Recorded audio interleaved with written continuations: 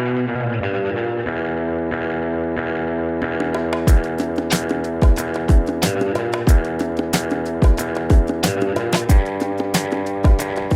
to the Upshot, Multi-World Disc Golf's podcast about the latest in the disc golf world.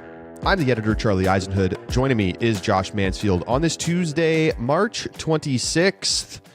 The Major League Baseball season starts in 2 days, but we have more pressing things to discuss as the first major of the season is in the books at the U.S. Women's Disc Golf Championships. Missy Gannon wins her first official PDGA Major. We can call it her second major, I think. But this is one that, she said that she has wanted. Makes sense. She's basically accomplished every other possible goal in the books. And she gets it done 4 rounds at Sprinkle Valley in Austin, Texas. And she perseveres through the good conditions, the windy conditions, a grueling final round, and comes away with another big payday, $12,000, Josh. Hit the music, Discraft. Count it up, count it up, count it up, count it, count it up, count it up, count it up, count it, count it up. Big money, Missy. It all started right here on the Upshot, and we're glad that this has caught on, and to now it's just in full-on marketing mode. It's such... It rolls off the tongue great. It's such an apt descriptor. And, Charlie, I think we should talk right now about Big Money Missy and look at some of the stats, because this is something that, we talked about. We saw she won another 12,000, and I was like, man, how much has she really won? It's actually pretty significant. All right, give us the numbers, Josh. We went back and looked at top FPO players since 2020 and compared their earnings. Number one, without big surprise here, Kristen Tatar, $252,732. Given since 2020. Since 2020, yeah. Just winnings. Just winnings, correct. That's nice. Very nice. Missy takes second place at $245,958. She is less than $10,000 behind the player who swept the majors last year, who won basically won almost everything coming out of 2022. It had just a record-setting past couple of years, and Missy Gannon is just barely behind her in cash. I mean, that's how well she has played. If you then take a couple other players, Owen Scoggins, $191,000. You then have Paige Pierce at $172,000, Katrina Allen, $169,000, and Haley King at $147,000. These two players are in a league of their own, and it's largely because Missy steps up when the payout's at its biggest. Ledgestone, the Disc Golf Pro Tour Championship, Throw Pink Women's Disc Golf Championship, and now U.S. Women's. Yeah, U.S. Women's with a $12K payday. Yeah. A really nice payday, and we'll get to PurseWatch a little later in the show, but nice stuff going on down there. Great job to the PDGA and to the TDs for throwing in the extra cash. Yeah, look, Kristen has won $10,000 plus for a tournament 5 times since 2020. Actually, in her career, straight up. But I'm saying the same thing because they didn't have 5-figure paydays for FPO before 2020. Right. Missy Gannon has also done it 5 times. So in a lot of ways, from just like a straight up how much money have you made perspective, Missy is more or less matched Kristen. Mm-hmm. And that's what happens when you've won 2 Pro Tour championships. I mean, obviously that's a big part of this. Yeah. Is like being able to take home those really, really big paydays to top up those numbers. What I think is, note, by the way, that Kristen basically didn't play in 2020. I think Missy earned about $10,000 or $11,000 that year, and Kristen made like $1,000. Mm-hmm. So that's like a little bit of a small edge there for Missy. But even with that, right, even if you start at 2021, they're not far off. Right. Yeah. What I think is really interesting to discuss, and we'll get into the tournament in a second here, but just like, what is Missy Gannon's legacy going to be? I was thinking about it.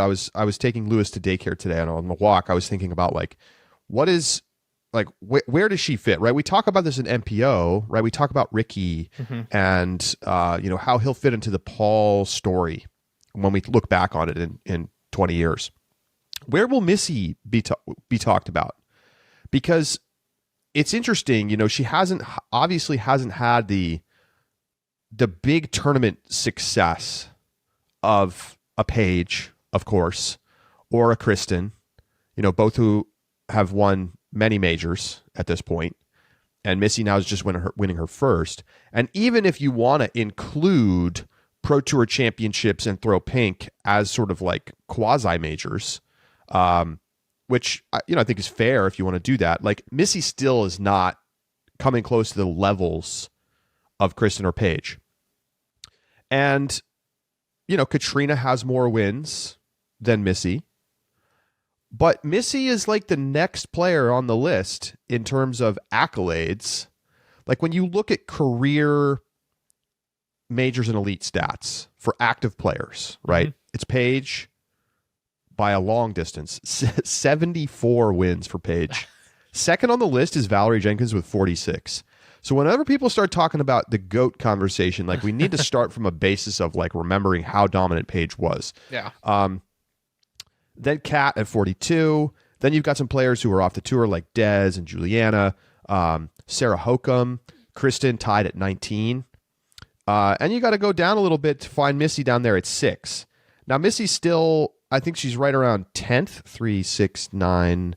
She's 12th all time in FPO major and elite results. Now, keep in mind, that doesn't include the Throw Pinks, and I don't think it includes the Pro Tour Championship results. Okay, so although, give her 9. I'm not 100% sure about that. Because let's see, she's won 1, 2, 3, 4, 5 elites plus a major. So yeah, it doesn't include the Throw Pinks or the Disc Golf Pro Tour Championships. Okay, so she should be at 9. Where does that put her on the list? Does that change her position at all? It does. Okay. If you give her 9, she would be tied with Elaine King, and that would be for 9th. Okay, so it gets into the top 10. So, like, what does this major win do for Missy, do you think, in terms of the legacy? It's really tricky because during the Paige era, and same with like the Paul era, Ricky and Katrina both were legitimate contenders week in and week out, and were winning multiple events, right? It wasn't just like taking one away during that stretch. The hard part for Missy is that she is winning 1, maybe 2 events a year when Kristen is taking home double digits. And so it's hard to, there's a reason we're saying that Missy is not like the Kristen Slayer. It's challenged by committee, right? Of which Missy is, a prominent figure of said committee. Could be considered the chairperson. Yeah, exactly. Definitely a possibility there.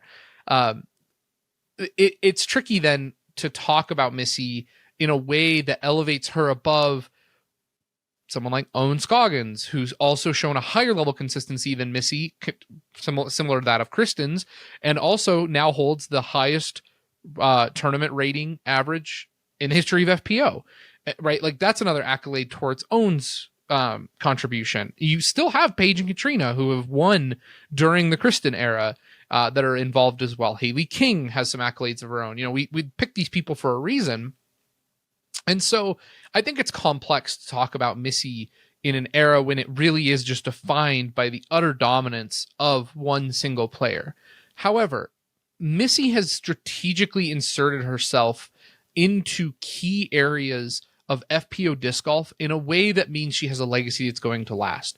It's going to be hard to talk about the Throw Pink Women's Disc Golf Championship without remembering that Missy won the inaugural event. It's going to be difficult to talk about the Disc Golf Pro Tour Championship without discussing the 2-time champion, Missy Gannon.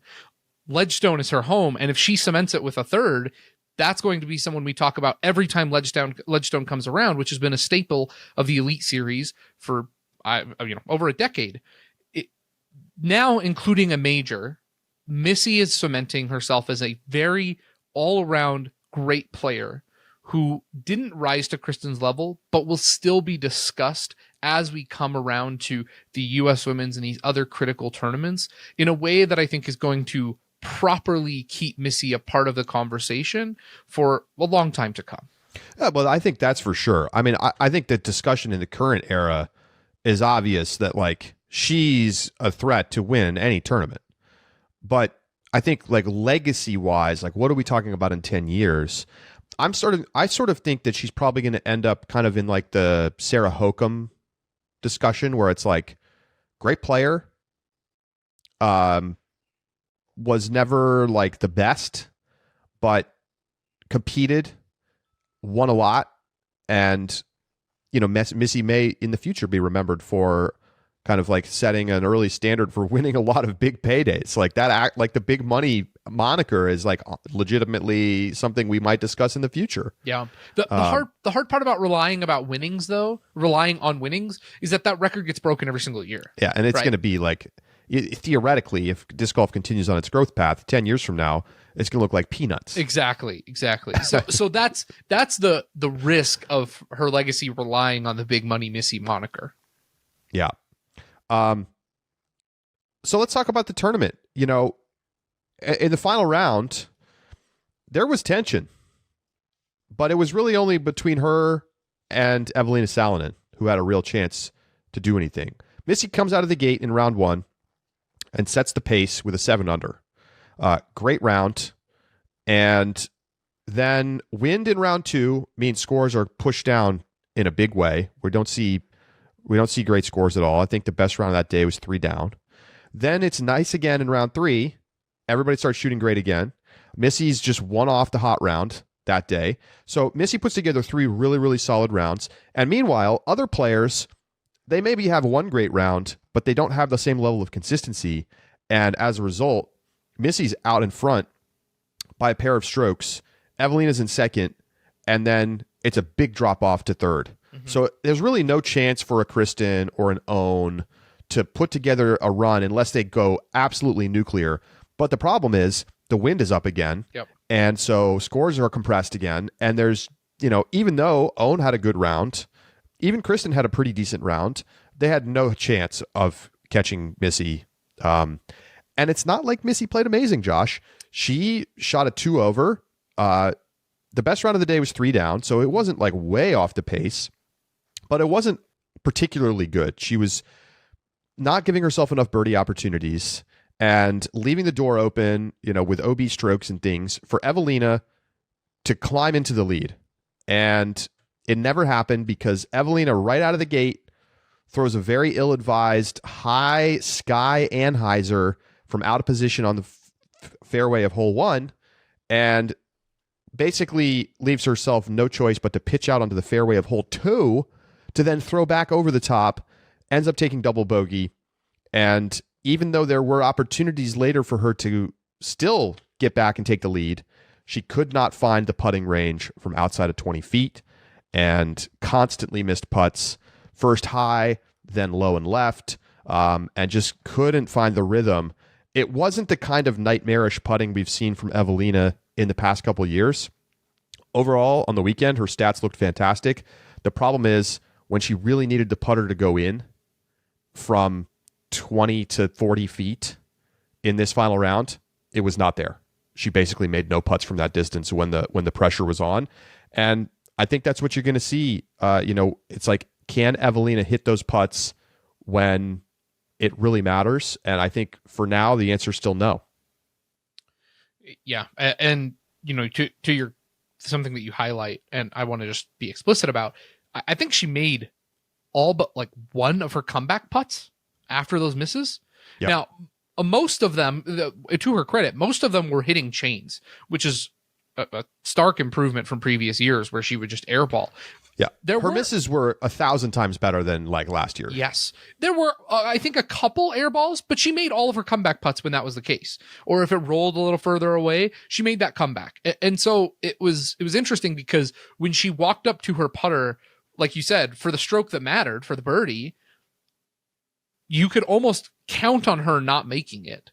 And then when she walked up for her cleanup putt, you could count on her making it. It was a really weird, dynamic there, and definitely highlights, I think, the pressure that she was feeling in order to put together that kind of a charge. And unfortunately, it became very quickly throughout that round. I felt like the air was kind of getting let out of the tension because Eveliina, the only player you highlight, for example, that Missy was 5 strokes off the hot round in the final round. The closest competitor to her, besides Eveliina after round 3, was Holland Hanley at 6 under. That's 8 strokes behind Missy at that point. So it's hard already without, you just have this, what really feels like a 2-horse race going into the final round.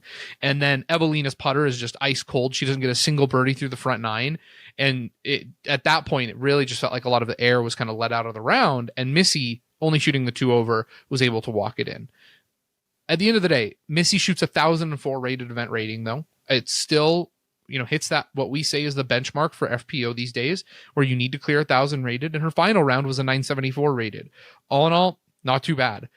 But it was really, I think, the lack of Eveliina putting on that challenge that kind of allowed Missy just to walk it in what could have otherwise been a very, very exciting finish between those two players.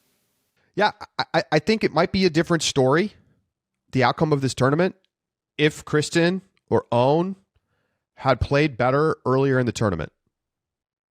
And they were close, right? If they had been the ones trailing Missy by 2 strokes and Missy continued not to capitalize, not to birdie, I think that they probably walked through that door and they take the win.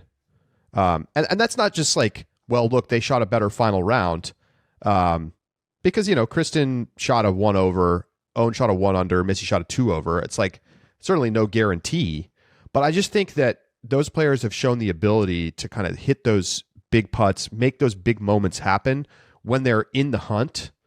And then again, maybe Missy plays a little better if she's suddenly feeling the pressure and like it's tied, or she goes down by a stroke, but that just never happened.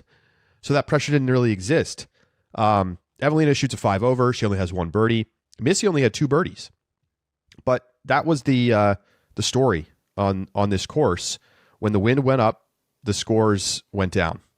And I think it's probably worth talking a little bit about this course because it's been the subject of much discussion online. And interestingly, like over on Reddit, Austin Beer Works, the brewery, at this course is where this course is set up, and Mint Discs, which has their physical retail store there, and basically built this course, have been kind of like punching back a little bit in the comments about the course and people complaining about the course, saying that it's too hard or that it wasn't ready. Josh, where do you land on Sprinkle Valley and its readiness for hosting a major?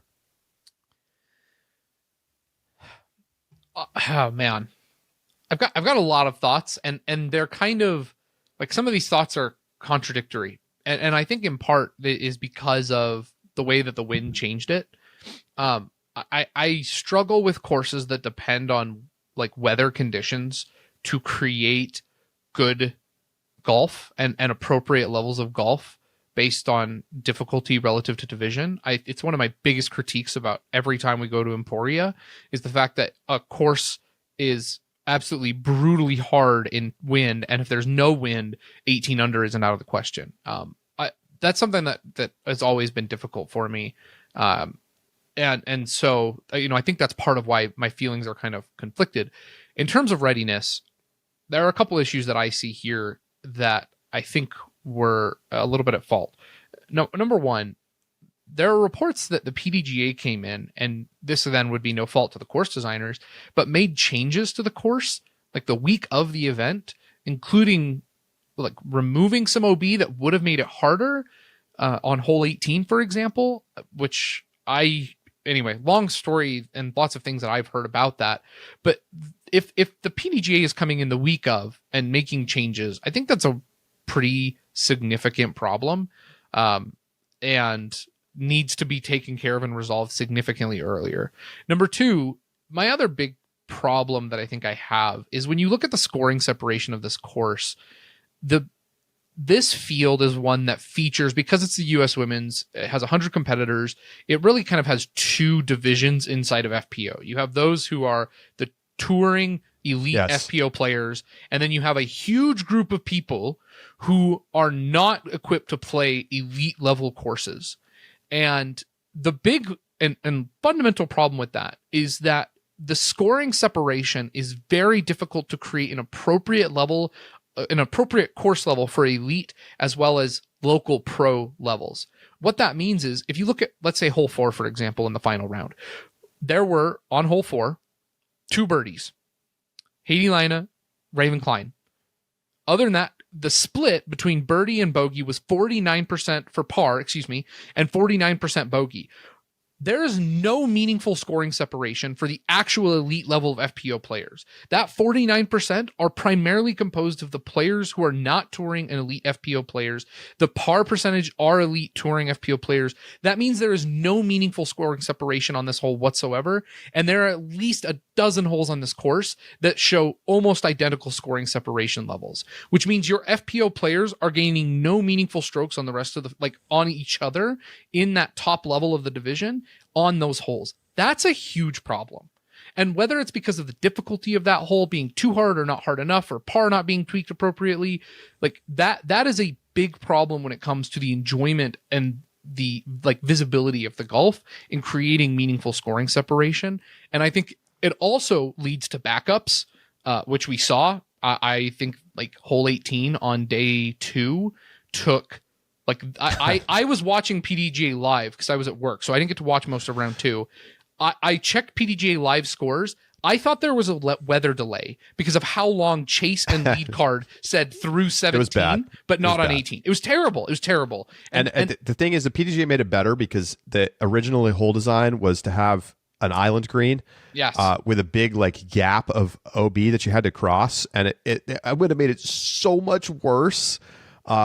That hole is plenty hard playing as it did. Yeah, Josh, I mean, you make great points. I just counted. Approximately a third of the field was rated below 900.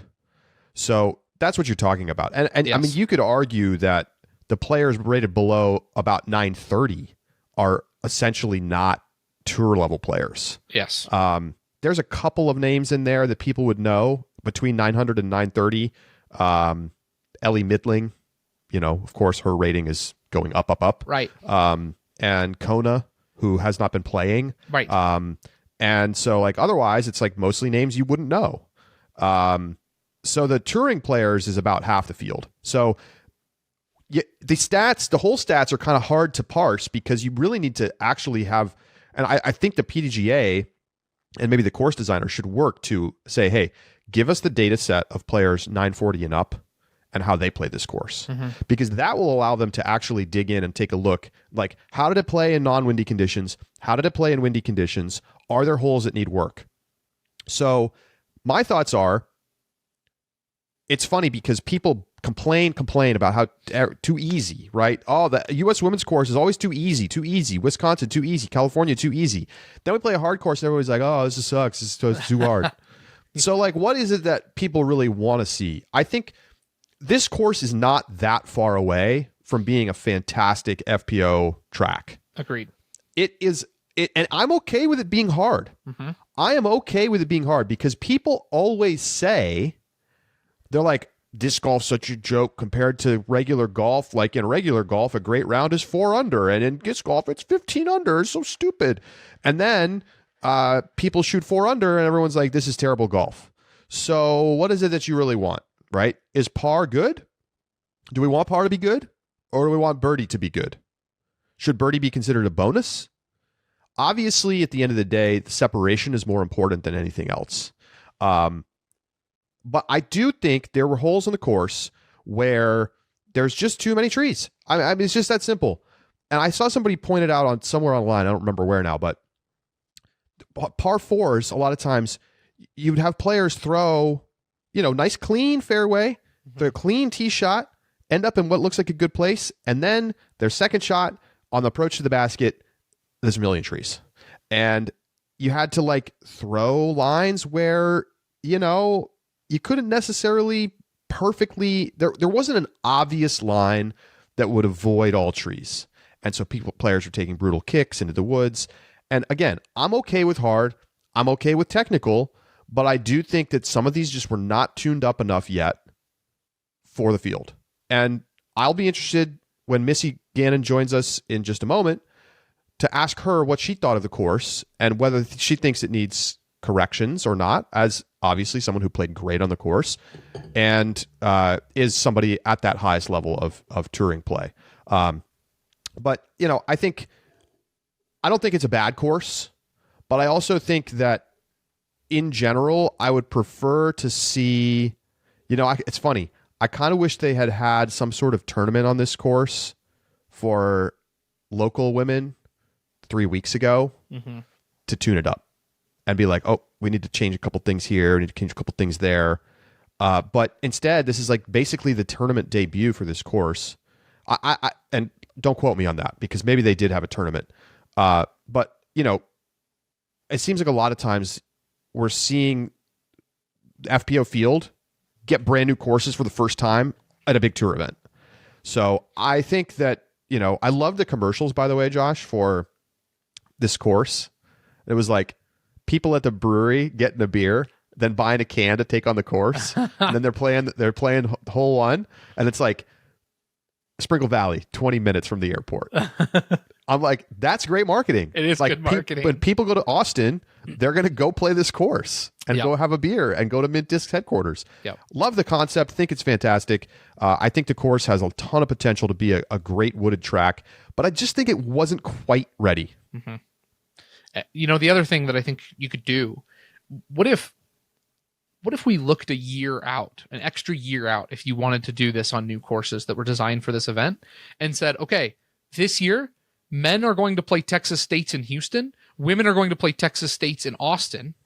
And they're going to play this course as Texas States. And then next year, you get to run it for the major. And you get 2 years. That's exactly the kind of concept. Because, like, then you're like, okay, this was a great debut. But, like, there's things that need to be... And we always see that. Yes. Courses improve so much when they have that opportunity to kind of get tested by pros, then they fix problems, and then it's like an awesome track for the major or the big tournament coming up. Really interesting. So we're going to take a quick break. Don't miss our Inside the Circle Rapid React show from Sunday night that we did. Always great fun, live in the Discord. Get yourself an Ulti-World Disc Golf subscription, and you can join in the Discord with us, listen to the live shows, live or on demand, and get the whole back catalog of all of that. And you can do that at discgolf.ultiworld.com/subscribe. When we come back, Missy Gannon joins us to talk about her win and her first PDGA Major win of her career. Stay with us.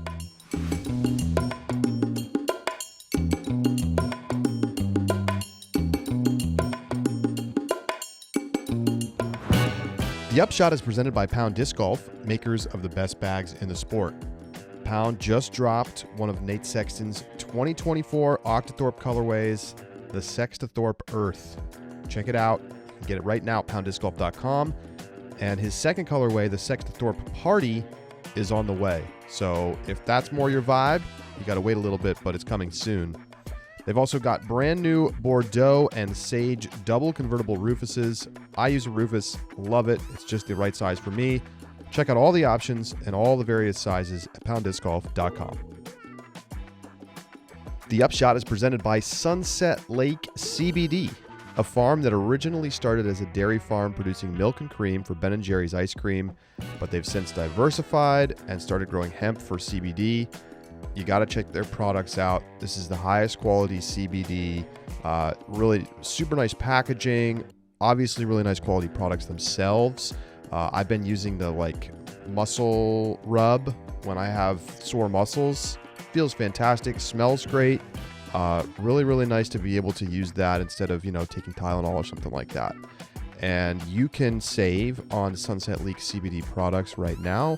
You just got to go to sunsetlakecbd.com, use coupon code UPSHOT, and you will save 20% off your entire order. And hey, heads up, 420 sale, it's coming soon. Stay tuned.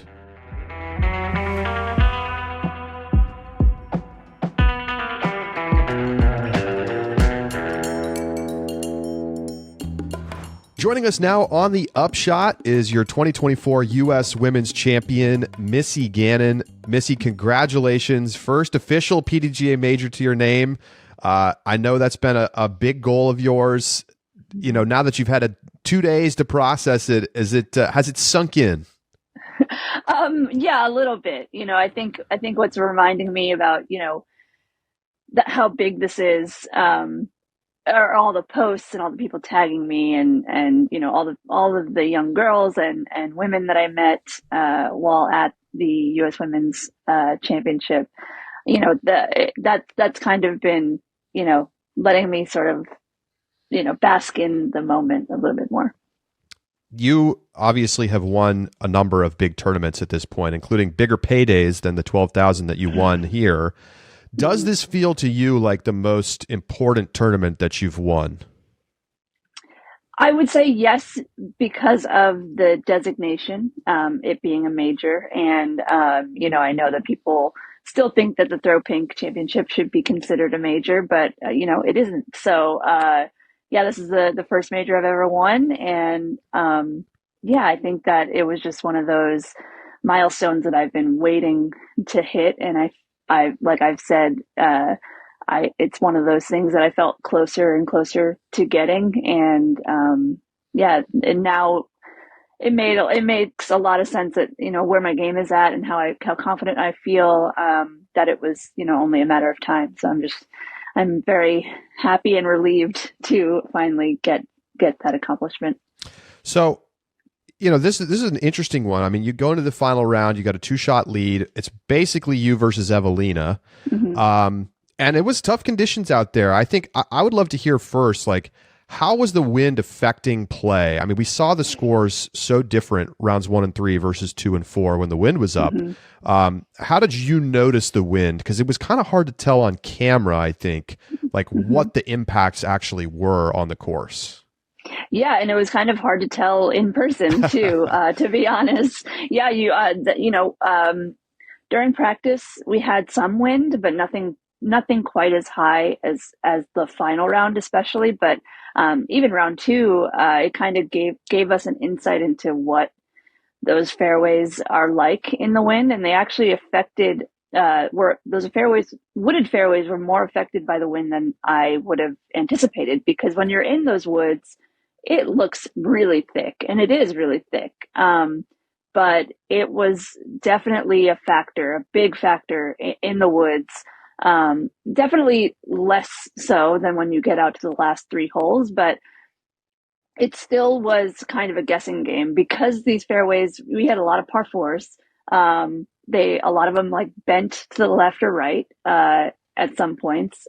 And so I feel like the wind was kind of different on different parts of the fairway sometimes. And also the tee pads almost felt a little protected. And then when you finally started walking down the fairway, you're like, oh, okay.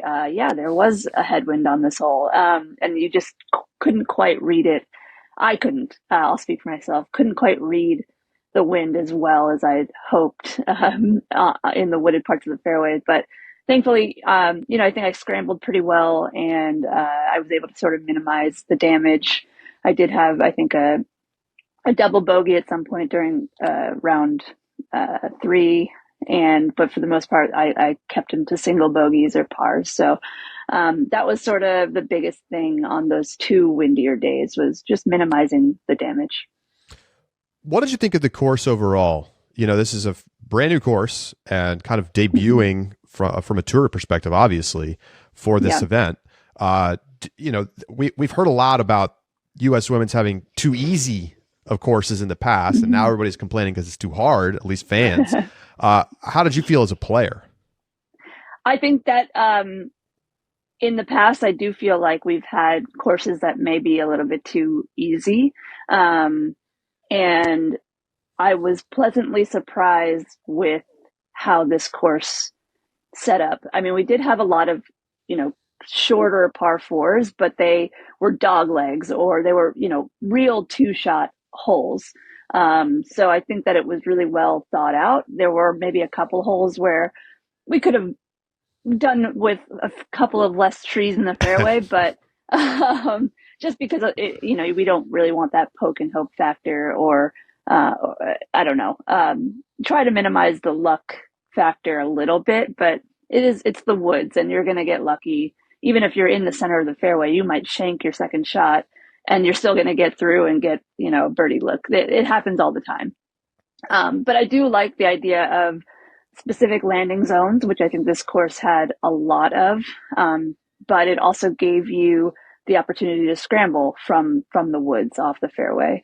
So I do think that it challenged most parts of our games. It did help to have a forehand. I didn't use it. I tried not to use it. I had to use it a few times. And sometimes it worked out, but I do wish sometimes that I had a stronger forehand off some of those tee shots. I think that I would have scored a little bit better on a couple of the holes out there, but yeah, I think it really came down to who was going to scramble the best. And, I thankfully had two really stellar rounds that sort of rocketed me up to the top and got me into the position that I was in going into the final round. Just on the forehand note real quick, I'm sure that you've worked on it. I know that you've worked on it. How, what do you feel? Do you feel like it's not going to get there, or do you think that you've improved it to the point where you can use it in some circumstances? What's the plan for the forehand moving forward? Yeah, it's one of those things where I will throw it in practice and everything will feel great. I won't feel like I'm overexerting or like trying to force it. It feels snappy, and I worked on keeping my elbow in. I worked on all the things that you're supposed to work on to develop a good forehand. And I it's almost like last year especially, I realized I was killing it in practice on forehand drives, and I would commit to sticking with it no matter how uncomfortable I might have felt. I committed to sticking with the game plans of throwing the forehands off whatever, tees. And I'm proud of myself for doing that, but I felt like I was kind of getting like the yips when I would do a forehand off the tee. It's just more of a confidence thing, and I think also just learning my angles. That's such a huge factor. I'm good at the anti-flex because that's kind of how I started learning the forehand, when I just felt like I needed it.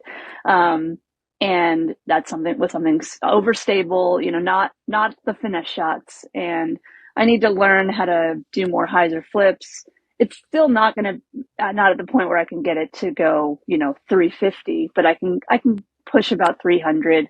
And that would have been just fine if I had that this weekend. I don't know. It was one of those things where I just wanted to prioritize the comfortable shots and not try to push anything too crazy. And the biggest thing, again, like I said, was just stay in the fairway. So the best way I know how to do that is to throw a backhand and get to where I need to go. Clearly the right decision. Yeah. Very interesting final round, 2-shot lead, but Eveliina, such a dangerous player. She can put a lot of pressure because she's constantly getting around the basket with birdie looks. And she did that in this round, but really couldn't capitalize, even as, you weren't birdieing that much. Were you feeling that pressure, or did it? Obviously, it must have helped to have her give you 2 strokes right away on hole 1. Yeah. I was, because it was such a weird feeling, because when we would get to the green and I would see that she's at 22 feet and I'm outside the circle, I counted that. She had been putting so well. She's been putting really well. So in my head, I'm like, okay, I lost stroke before it actually happened. And then when it didn't happen, it was just like that, sort of like recalibrating what the score is in my head, because I had already given her that birdie or that stroke or whatever. So yeah, it was unfortunate for her to not be able to continue her good putting streak. And yeah, it's sort of one of those weird things where like you feel bad as just a human for that to happen, because you would hate for that to happen for yourself, but at the same time she was my closest competitor, so I'm also sort of breathing a sigh of relief, because I'm like, okay, we're still in it, we're still good, and for me it is fun to end a tournament sort of like neck and neck, battling to the end, but I would much rather win or go into hole 18 with a handful of strokes than have to come down to the final hole. Did it change your strategy at all, like on any holes, maybe in the back nine, knowing that you had a little bit of cushion, or not until maybe, 17, 18? Yeah, no, not really. I didn't really feel extremely comfortable until 17. Sure.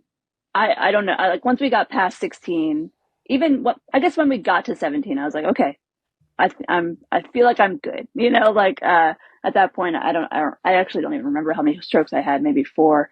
But I knew that 17 would be a 2-stroke swing at most. I don't know in whose favor, but at the time, so I wasn't really worried about that. And I would have felt just fine going into 18 with only 2 strokes. That hole, I feel like I've got it down to get the par. I did end up bogeying it. It didn't matter, but yeah, I felt really comfortable about 18. So like I said, 17 worked out in my favor and just gave me that extra cushion. So yeah, I didn't really try to think too hard about changing anything. I just wanted to keep it in bounds through the last few holes and just try to walk it in nice and easy. It's been cool, like seeing the marketing from Discraft for your win. We got the big money Missy Instagram post, and I was just sort of reflecting on how things have changed in the industry over the last few years, where like marketing FPO players is like a real thing now. Mm-hmm. And it wasn't that long ago that we saw, Valerie Jenkins leave Innova angrily Mm-hmm. because she wasn't feeling like she was getting well marketed. And this is less than a decade ago. You've played for long enough to kind of maybe have seen this transition. What has that been like for you to kind of now, like you're like a star player? It's been amazing. Yeah. I came into the pro scene in 2018. That's when I joined the tour, and it was a grind. It still is a grind, but I got to see what it was like for most players before me, get a taste for it, and it still was better than years before. But that's what I think makes me so much more grateful and appreciative of how the FPO field and like you said, marketing has developed and really is showing that we are fun to watch. We're exciting, and I think with Kristen's success recently, that has boosted that so much. And even just before that, the battles between Katrina and Paige, all of those things sort of together has just elevated the women's game so much. And I'm just so thankful to be a part of this kind of era of disc golf and be able to just be. I can't. It's so crazy that I'm one of those elite players now that I remember looking up to before I joined the scene. So it's really, really cool, and I'm very, very thankful. We ran the numbers, and since 2020, you've only Kristen has earned the most money in on course winnings, but you're only maybe $10,000 behind her, somewhere around $240K. Okay. It's been quite the run. Like you keep winning these huge paydays, and this is the biggest FPO U.S. women's payday ever. Purse was like almost $30,000 more this year than it was a year ago. Crazy. So like, how do you? What do you do when you win these big paydays? Like, do you just put it in the bank account and forget it? Are you investing? Like, there's so many like ways that you could use the money. Yeah. How do you look at it? Yeah, I mean, I didn't even know what the payout was going to be for the weekend. Obviously, I hoped that it would be a bigger payout, just because it's a major and we're playing four rounds, whatever. But I didn't know. I never really know what the projected payout is. I don't really look. I wanted to look, the morning of the last round, but I was like, you know what, let's just not. But yeah, so Tom and I, we bought a house last May. So that's something that we were looking to do to invest our money, in a smart way. And, we've been looking into other options with my accountant and things like that to really help set us up for the future. So yeah, we're trying to be really smart about it and, do all the smart investing things that adults do. So yeah, we want to make sure that we are set up for, the future. And, so we're looking into all those options and doing what we can to do that and not just sit on it. So yeah, I mean, I'm almost 35. I'll be 35 on Friday actually. So, yeah, I'm not old, but, but, I don't know how long I'll be playing for. So, yeah, trying to be responsible. Well, a premature happy birthday. Thank you. When are you going to come back to do a little meet and greet in the Hudson Valley?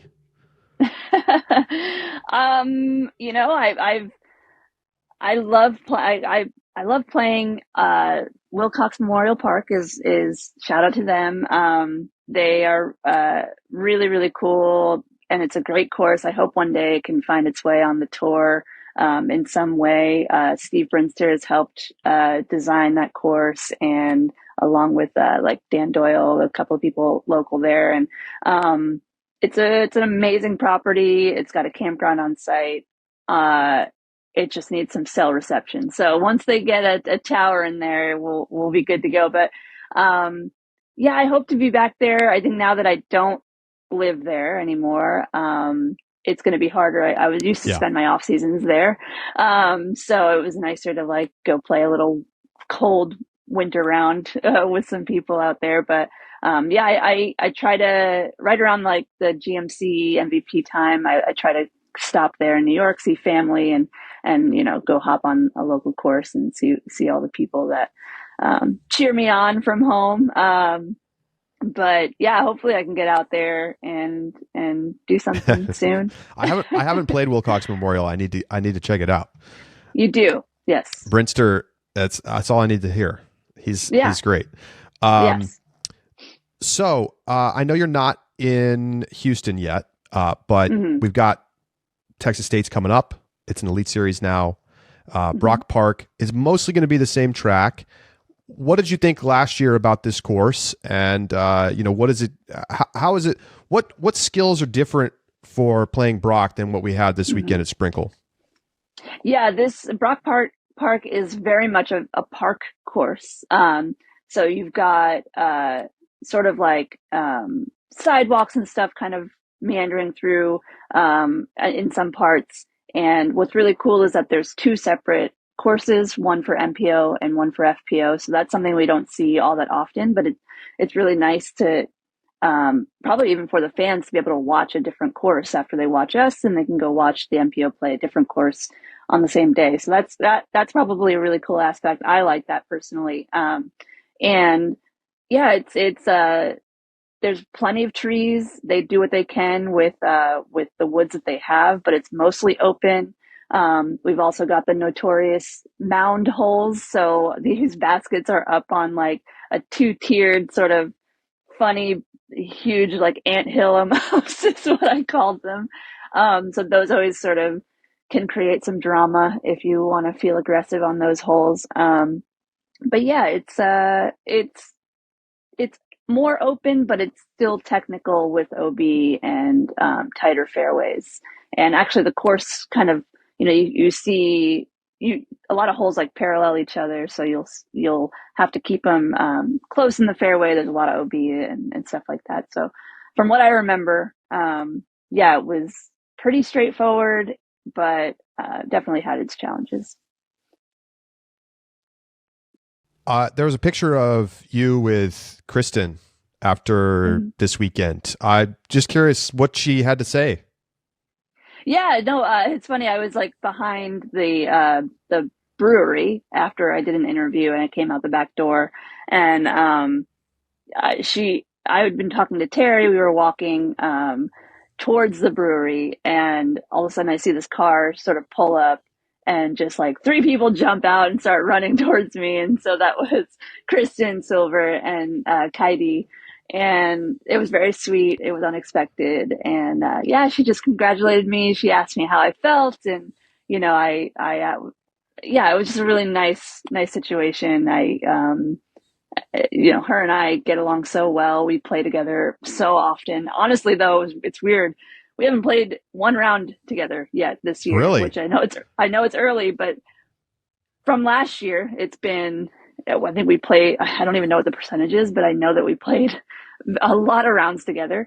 So yeah, we just keep missing each other. I mean, she's played well in the beginning, the first two events, and I did okay, but we like kind of just kept flip-flopping.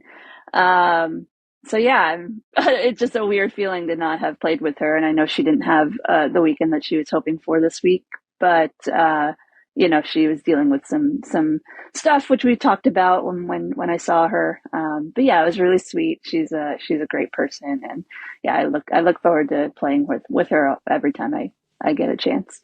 It's been interesting, you know. Eveliina wins the first event of the season at chess.com. That Kristen shows up, wins, looks great. And everyone's like, oh my God, it's like going to be another year. Kristen wins everything. And then Owen wins, and then you win. And so we haven't even had a repeat winner yet. Yeah. Where do you think things stand right now as we head into, you know, the end of the Texas swing and on towards Champions Cup in just about a month?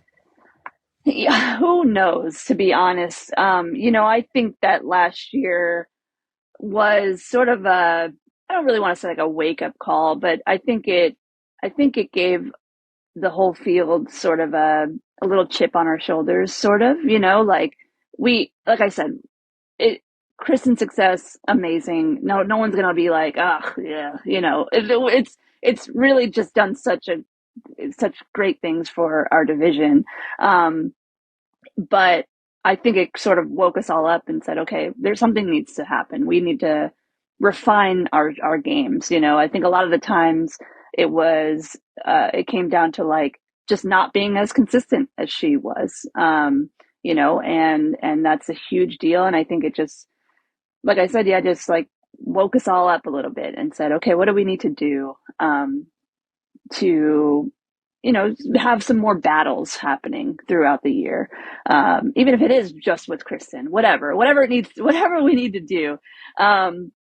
But I don't know. I think it's just, everything happens for a reason. It was an incredible year for Kristen. She'll have many more wins to come. There's no doubt about it. But I think that, yeah, hopefully we can continue to see some more, parity and more, I don't know, some more fun battles between other people. And I think that all of the top 10 or so women have what it takes to win.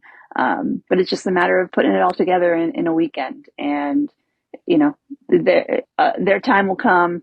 And yeah, I'm excited to see what happens the rest of the year. I mean, we have a new record with now 4 straight events to start the year, with the winner averaging over 1,000 for the event. 10-12 for Eveliina, 10-07 for Kristen, 10-29 for Owen at Open at Austin, and then you went 10-04 this weekend. Does it feel to you like the level of play has gone up? Yeah, it definitely does. And it's like, I'm always nervous before the rounds, but for some reason, round one, I've been feeling extra nervous. And I think it's just because it's like setting the tone for the weekend, which isn't necessarily true, because you can always pop off a hot round any day. But I don't know.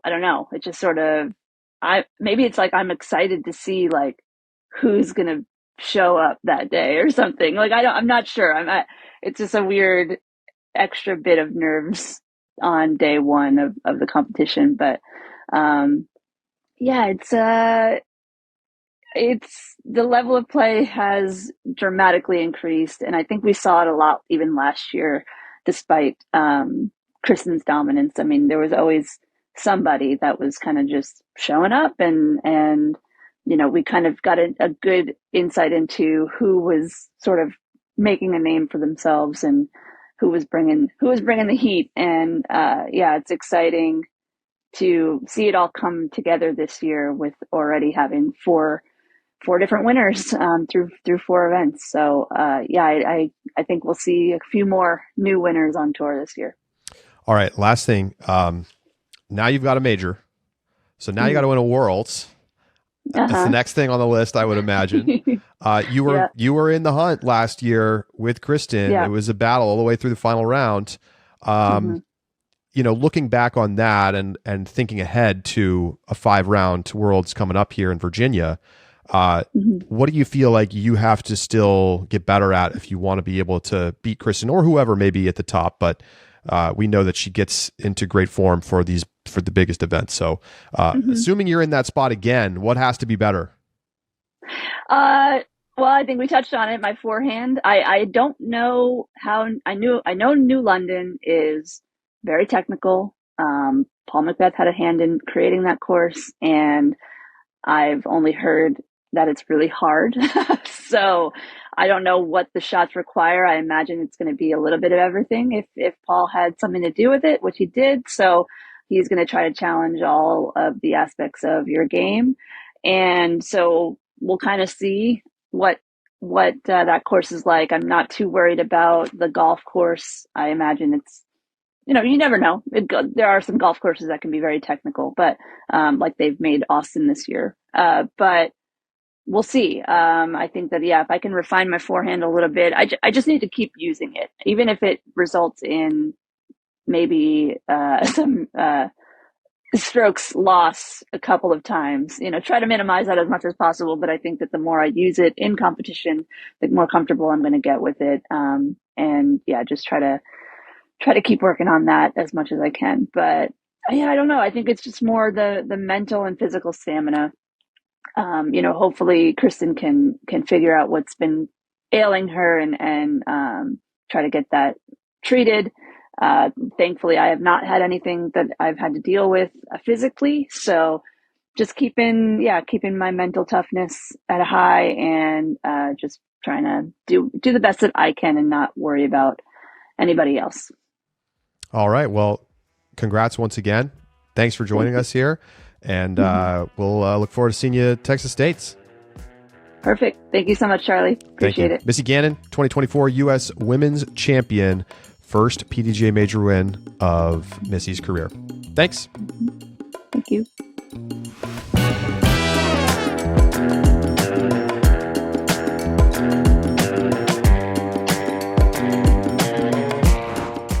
Welcome back to the Upshot. Josh has magically returned to the show. Josh, you missed out on a great Missy interview. I'll definitely be going and listening to it. Yeah, it was great. She's, I especially like what she said about last year being a little bit of a wake-up call for the division, that they had to improve and not just get dogged by Kristen every week. And so far, 4 tournaments, 4 separate winners. Yeah. It's not like it's just been all Kristen. It is not. And, I think the FPO division has done a good job of that. And it's really a case of they are playing to the mark that is required to win. They're playing 1,000 rated and they're playing competitive disc golf. So, yeah, I mentioned this to Missy and I'll say it again here.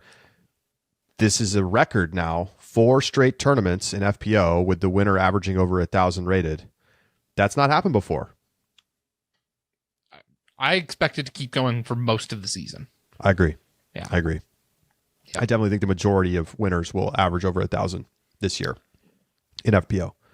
Kristen plays too good for you not to play 1,000 if you want to win. Yep.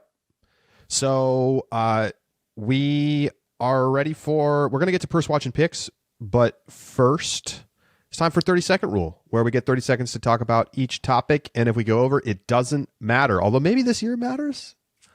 I'm gonna get the time warning out, Josh. If you go long. So. All right, I'm ready. Get the clock up. I won't actually give you a stroke, but I'm going to warn you. Okay, all right. I get a warning on the first one and then a stroke after that. Is that how? Well, I mean, yeah, but like they actually don't ever give a stroke. So. Okay, go ahead. First up, Ricky Wysocki. If you are a Ricky fan, you can now stay at Ricky's Arizona home while he is on tour. He's listed it up for Airbnb. Honestly, it's a pretty nice looking property. It's got the jacuzzi, the pool, a golf little like green for chipping and putting, as well as some disc golf baskets. So, I think this is actually really smart. It's disc golf fans are going to like it. It's in a perfect vacation property area, and it's a great way for Ricky to subsidize that mortgage while he's out on tour. I think this is actually really, really smart. I mean, like, he's not home a lot of the time. Right? So, like, Airbnb-ing a really nice property in Phoenix is a pretty good idea. And, it still looks like it hasn't been lived in that much. Uh-huh. It's kind of like a lot of furniture and not a lot of, like, character in terms of art on the walls. But, sure, man, does this look like a nice place. Yeah. They got all of the things to do around. They got a ping pong table. There's a fire pit. There's like an really nice kind of outdoor kitchen area with a barbecue and a side burner. There's like a seating area with a fireplace and a television, like in a little palapa. And you know what? I priced it out. I picked a week in June. Okay. I put it in, and it was about $580 a night. Now, that's maybe sounds expensive, but Josh, I book a lot of big Airbnbs, mm-hmm. and for a place with 8 beds and 5 bedrooms and 3 bathrooms, $500 to $600 a night is a very reasonable deal, and has tons of amenities. Oh, that we've just described. Yeah, 5 stars so far on 8 reviews. Ricky's gonna probably make some pretty nice money, at least offsetting his mortgage, if he didn't just buy this house outright in cash, which is definitely possible. Good for Ricky. So it's really smart. I mean, people are laughing and making jokes about it, but I think it's really, really savvy of Ricky. So yeah, I mean, and then you get to advertise it like as an influencer. So when people go, they pay to stay in your house. What does he care? He's got a cleaning service. He's got a property management company. He's not doing any of this stuff. Yep. It's awesome. Yeah. Good for him. Nico LaCastro's company, Sacred Discs, I guess brand of discs, Sacred Discs, have released their first putter, and they had it at the U.S. Women's Fly Mart. That is their prototype lavender blend seeds. That is has lavender infused in the discs. So I don't know if it's one of those like scratch and sniff situations. But I think what's gained the most attention, if you go to a post on his Facebook page, it already has 360 comments and 105 shares, almost 1,000 reactions, is because Nico will be using part of the proceeds from these discs to pay the first FPO player who misses cash. And this is as a consequence of the narrative that Natalie Ryan, for example, is taking away the money from that last competitor. That's what Nico has dedicated this disc to, and has gotten a lot of reactions because of it. Yeah, Nico says, quote, "Starting this weekend, I'll be paying the first person who misses cash in FPO due to playing against transgender. This is something that I feel strongly about when it comes to sports and would love to stand behind in all fairness with Sacred Discs," so on and so forth. Reactions are kind of all around, probably more people posting in support of what Nico is doing than the alternative. But there's reactions on both sides. Look, this issue isn't going away. Yep. I don't really, the aroma infused disc is a lot more interesting to me than this, what's essentially like marketing effort to pay a couple $100 to somebody who misses cash. I don't know. This is just, I find it all so tiring. Agreed. AGL Discs, as a note, it actually commented below because it says it's the first lavender infused golf discs. AGL, which I don't know if that's first of sacred discs or he meant first in general. AGL did a run of discs, both lavender extracts as well as done pine needle discs. And I think they do the hemp discs as well. So, AGL does another kind of variety of plastics with the different materials mixed in. So, interesting niche in the market. I guess. What's next? Let's go back to U.S. Women's and hit a couple quick topics. The first one, I've got a list here of competitors who both cashed and had their best finish by placement at an FPO major. We'll just hit those. Quite the list, actually. In 7th, you have Jordan Linz. 11th, Chantel 11th, Chantel Budinsky. Tied for 11th, Cadence Burge. 19th, Raven Klein. 21st, Hannah Manis. 21st was Eliezer Midling. 34th was Nina Guerrero. 37th, Emily Weatherman. That was also her first FPO major appearance. 39th was Shaylee May Lay. First FPO major appearance. 40th. Nice. Ratana Meekum. And 44th, Jill Norwick. So those are all the women who cashed and had their highest ever FPO major placement. That's awesome. Yeah. How about this? There were 19,000 plus rated rounds from 13 different players. 2 players got their first ever 1,000 plus rated round, Jordan Linz and Raven Klein. So really, lots of good disc golf being played this weekend. And I think it was sometimes hard to tell because of how hard the course was playing. But congrats to all those players. And thank you to Josiah in the Discord for dropping all those stats and facts. Yeah. Next up for U.S. Women's, let's hit the winners of the other divisions really quick. We had a ton of divisions taking place this weekend, and so we're going to run through and congratulate the winners. Love it. Over in FP40, Stephanie Vincent gets the upset win against Jennifer Allen. She's rated almost 30 points behind her, but comes out with a three-stroke victory. Jen Allen in the FP40 division, when Own isn't there, is typically the runaway favorite. So this, to me, was one of the most exciting of the results in the other division. So big shout out to Stephanie Vincent there, getting the win. In the FP50 division, Juliana Korver wins it by 13 strokes. 9 under par, only one in the division, 9 under par. Congratulations to Juliana, who's probably going to just come back on tour in the next weekend. So it almost doesn't feel fair. Beat Des, and she won't be on tour this coming weekend because she's going to be in the broadcast booth with me. So man, Juliana does it all. She does it all. She's still balling out there for sure. Yeah. Over in the FP55 division, Chris O'Cleary wins by 23 strokes. So big win there. Over in FP60, Pamaflage Renicky takes the win. In FP65, Sandy Gast gets the win. FP70, I love getting out to these divisions. I think it's so much fun. FP70, Sue Horn gets the win. And 46-stroke victory. 46-stroke dominant. And then over in FP75, Lynn Gerber gets the win. It's just so cool. I mean, those two ladies took home over $1,000 in prize money. Hey, you know what? Go get that money. That's a good weekend. If you can get out there and play at age 77 or whatever, good for you. That's awesome. Over in the amateur divisions, Addison Woodard wins the FA1 division. FA40, Janae Cheney wins that one. FA50, Allie Lawler. FA55, Kim King. FA60, Donna Stanley. FA70, Patty Adams. FA2, Micah Tilford. FA3, Nikki Hanley. FA4, Susan Zapita.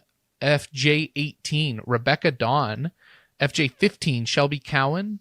FJ12, Eva Lusenko. And FJ10, Hayden Harper. This one interesting. Hayden Harper beats out Heniel Midling, Ellie Midling's sister. So family there to watch out for. So congratulations to all the winners from U.S. Women's this week. And shout out, a special shout out to Hayden Harper, whose dad is in the Discord. Yeah. And he said at some point he said she should lay up a putt from Circle 2, and she was like, "Shut up, Dad." Banged it home from C2. She's very good. She's very good. Shot an 806 event rating at age 10. Okay. It's probably better than I could do. All righty. Very good stuff. Anything else in 30-second rule, Josh? That's it for 30-second rule. I think it's time to move to PurseWatch. All right, let's go to PurseWatch. This year, $86,470 in the purse. for an FPO winner payout of 12 grand, as we know. That's 32% higher than last year's 65,127. And I actually ran the numbers because there were 10 more players in the field, but there was still almost $100 more payout per player than there was a year ago. So the added cash has to have gone up at least $10,000. And so cool to see this number continuing to tick up.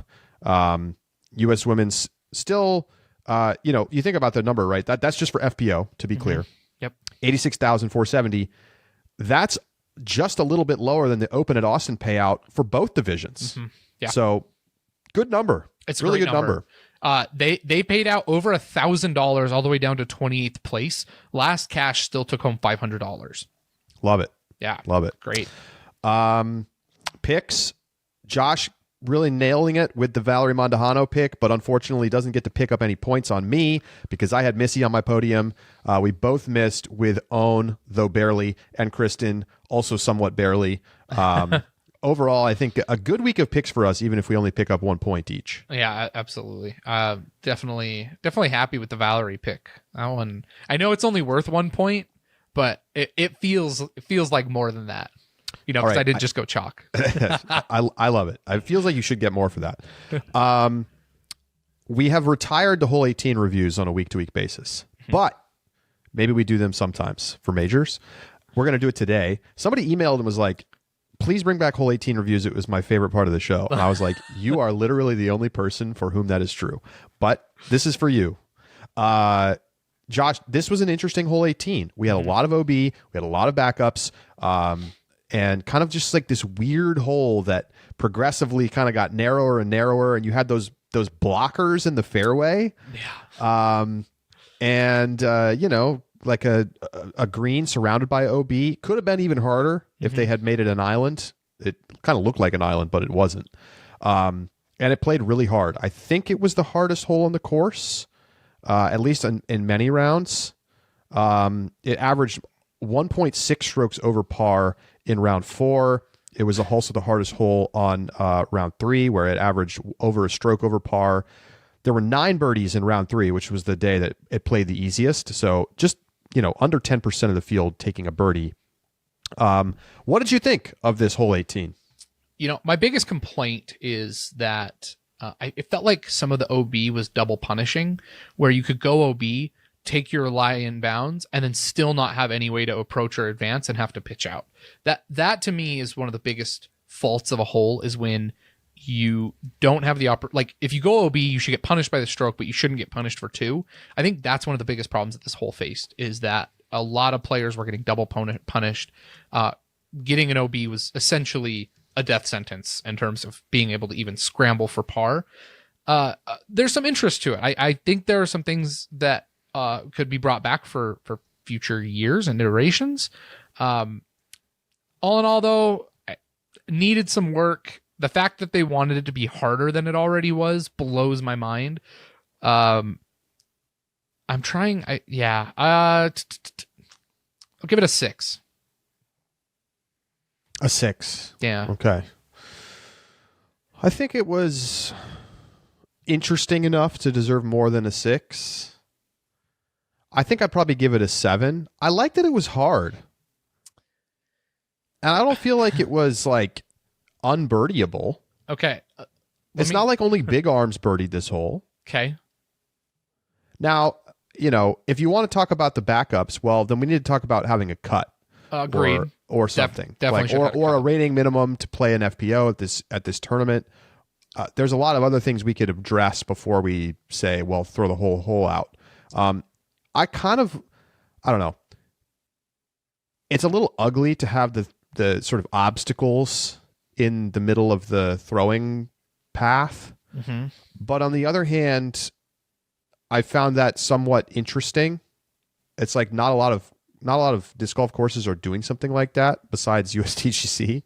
And like making an approach shot more difficult by adding aerial challenge is a very reasonable thing. And if you're going to throw over the middle of open field, like what's the plan to make it hard?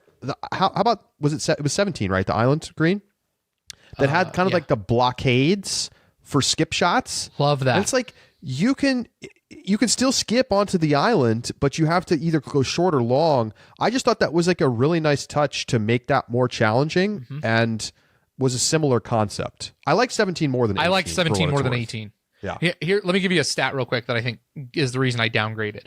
79% of players hit the fairway in their shot on round 4. Uh-huh. Only 7% made circle 2 in regulation. Well, I think the wind just was like too brutal. Well, no, I agree. But for what it's worth, only 14% made circle 2 in round 3. And what was the fairway percentage? 89%, right? Yeah. Like so people are able to play the first couple of shots well, but it's an unapproachable green. I mean, again, perfect. If we think about cut half the field, right? So you're really looking at more like 28% circle 2 in regulation. Is that still too low? Maybe. Little too hard. I can see the case. Yeah. All right. That is going to do it for today's show. We will get you ready for Texas States on Thursday. And looking forward to heading down to Houston for the event. I will be in the booth with Brian Earhart and Juliana Korver this weekend. And so, the Texas swing, I was feeling pretty good, and now I'm starting to feel a little worn down, Josh. Maybe just because it was like kind of a grind to watch U.S. Women's this weekend. But I don't know. We were talking about maybe players are going to take the week off, but haven't seen anything like that. I still think there's a chance Kristen won't play. Yeah. But otherwise, I think players have a couple days here to just rest Monday, Tuesday, and then they'll practice Wednesday, Thursday, play Friday. Fair enough. Maybe. Let's go. Yeah. I mean, if you're going to cash and make a couple grand, it's hard to walk away for a weekend. It's true. All right. That is going to do it for today's edition of The Upshot. For Josh Mansfield, I am Charlie Eisenhood saying so long. We'll talk to you Thursday right here on The Upshot.